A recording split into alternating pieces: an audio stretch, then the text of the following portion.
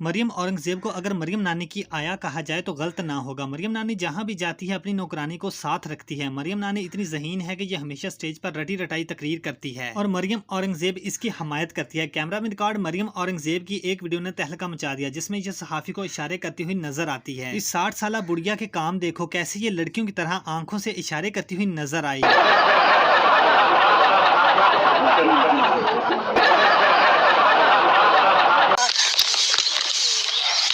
आंखों ही आंखों से यूं इशारे हो गए, हम तुम्हारे तुम हमारे हो गए। ये वीडियो उस वक्त की है जब मरियम नवाज स्टेज पर तकरीर कर रही होती है। तो मरियम औरंगजेब सहाफी को इशारा करके कहती है कि तुम अब सवाल वो करो जो मरियम नवाज ने आप लोगों को लिख के दिए हैं। यही वजह है कि जब मरियम नवाज से कोई आउट ऑफ सिलेबस सवाल किया जाता है तो इसको इसका जवाब ही नहीं आता। अच्छा जी, तो दोस्तों ये थी आज की वीडियो। अगर वीडियो अच्छी लगी है तो लाइक करो। चैनल पर पहली बार आए हो तो चैनल को सब्सक्राइब करने के साथ साथ बेल आइकन को लाजमी प्रेस कर दीजिएगा, ताकि आपको हर न्यू आने वाली वीडियो की अपडेट मिल सके। और हम मिलते हैं किसी नई वीडियो में, तब तक के लिए हमको दीजिए इजाजत। अल्लाह हाफिज।